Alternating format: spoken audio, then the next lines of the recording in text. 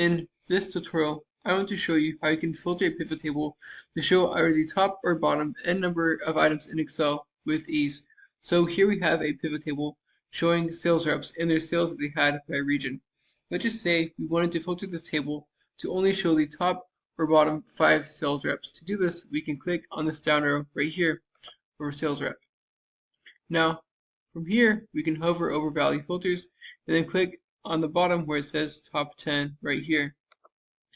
From here, we can show the top or the bottom X number of salespeople. So let's say you wanted to show the top 5 salespeople, we do top and adjust the number from 10 to 5. And from here, we want it to be items, not percent or sum, but items because it's sales reps. So the sales reps is going to be the item by sum of total sales. Depending on your data, percent or sum might be more applicable, but because it's an item, per se being a sales rep, which obviously is not an item, but it's text, and it's going to be by sum of total sales. You click OK. And now our pivot table is filtered by our top 5 salespeople. To adjust this to the bottom instead, we can do the same thing. And instead of top, show bottom 5 salespeople.